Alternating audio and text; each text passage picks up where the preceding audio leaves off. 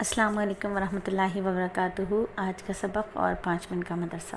سب سے پہلے بات کریں گے ہم اسی ہستی کی جو ہے رحمۃ للعالمین، اور جس نے ہمیں سکھایا دعا مانگنے کا ڈھنگ، کہ اللہ کے نبی نے فرمایا کہ اللہ سے اس طرح دعا مانگی جائے: اے اللہ، میں آپ سے بخشش اور عافیت طلب کرتا ہوں دنیا اور آخرت میں۔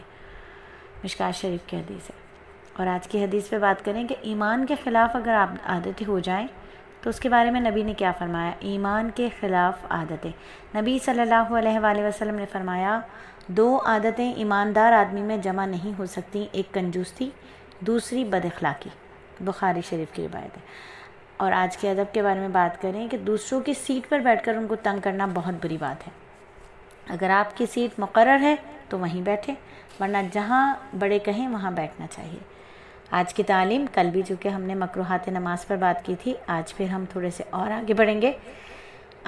مکروہات نماز میں ہاتھ سے جواب دے دینا یا سر کے اشارے سے جواب دے دینا کسی سلام کا جواب دے دینا ہاتھ کے اشارے سے یا سر کے اشارے سے، یہ مکروہ ہو جاتا ہے۔ ہاں، اگر منہ سے زبان سے لفظ نکال دیا تو نماز فاسد ہو جاتی ہے۔ بلا عذر چاروں زانوں یعنی آلتی پالتی مار کر بیٹھنا، بالوں کا جوڑا اونچا کر کے بنا لینا، یا ایسے کپڑا پہننا جو لٹکتا ہوا ہو، جس کے کونے لٹکے سے ہوں، اور رکوع کرتے وقت، اٹھتے وقت، بیٹھتے وقت، سجدہ کرتے وقت اپنے کپڑوں کو، قمیص کو بار بار ٹھیک کرتے رہنا۔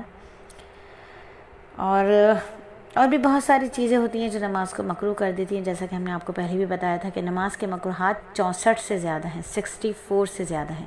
اگر آپ سارے ہی مکروہات کو، مفسدات کو، مستحبات کو سمجھنا چاہتی ہیں تو فوراً نمبر ڈائل کر لیجئے اکیڈمی کا 03331308 اور آج کا ایک واقعہ ہم آپ کو سنائیں کہ اللہ تعالیٰ کی تقسیم پر راضی رہنے میں انسان کی عافیت ہے۔ ایک حدیث قدسی میں اللہ تعالیٰ فرماتے ہیں: اے ابن آدم، میں نے تجھے اپنی عبادت کے لیے پیدا کیا، تو فرائض کو چھوڑ کر تو کھیل کود میں نہ لگ، اور میں نے تیرے رزق کو مقرر کر دیا، تو اس کے حصول میں مت تھک۔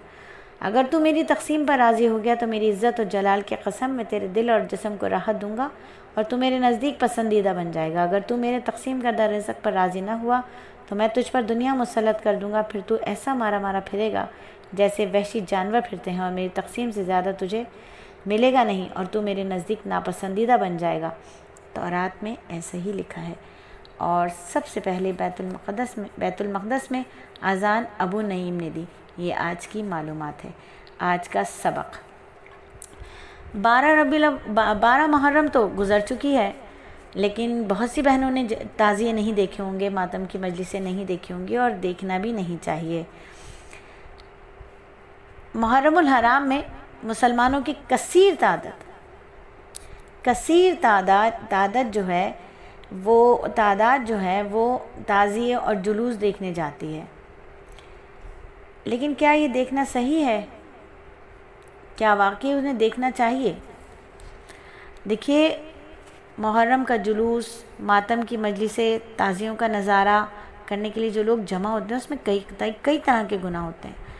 پہلا گناہ یہ ہوتا ہے کہ اس میں دشمنانہ صحابہ رضی اللہ تعالیٰ عنہم اجمعین اور دشمنانہ قرآن کے ساتھ تشبیہ ہے۔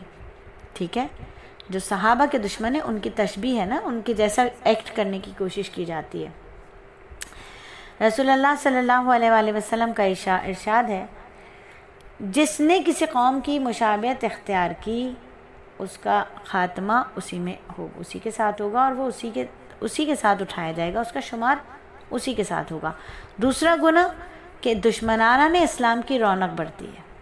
ٹھیک ہے، اگر جب آپ اور میں خدا نہ خواستہ ان کی جیسی مشابہت اختیار کریں گے تو لوگ ان کی کثیر تعداد کو دیکھیں گے، تو ان کی رونق کو بڑھانا بھی بڑا گناہ ہے۔ نبی صلی اللہ علیہ وآلہ وسلم نے فرمایا: جس نے کسی قوم کی رونق کو بڑھایا وہ انہی میں سے۔ تیسرا گناہ، جس طرح کسی عبادت کو دیکھنا عبادت ہے، اسی طرح گناہ کو دیکھنا گناہ ہے۔ ایک بار کچھ صحابہ جو تھے وہ جہاد کی مشق کر رہے تھے۔ اما عائشہ رضی اللہ تعالیٰ نے ان کی عبادت کو دیکھنے کی خواہش ظاہر کی۔ رسول اللہ نے اتنا اہتمام فرمایا کہ نبی صلی اللہ علیہ وآلہ وسلم پردے کی غرض سے خود کھڑے ہو گئے۔ اما عائشہ آپ کے پیچھے پردے میں کھڑے ہو کر آپ صلی اللہ علیہ وآلہ وسلم کے کندھے کے اوپر سے دیکھتے رہیں۔ اما عائشہ رضی اللہ تعالیٰ عنہ اس عبادت کے نظارے سے سحر ہو کر جب خود ہٹیں تو رسول اللہ صلی اللہ علیہ وآلہ وسلم ہٹے۔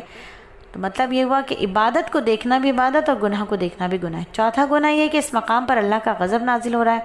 ایسا غضب والی جگہ پر جانا خود بڑا گناہ ہے۔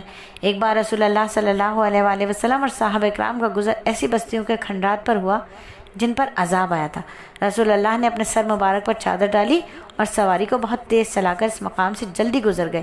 تو سوچنا چاہیے کہ اگر اللہ کے دشمنوں کے کرتوتوں سے اس وقت کوئی عذاب آ گیا تو کیا صرف نظارے کے لیے جمع ہونے والے مسلمان اس عذاب سے بچ جائیں گے؟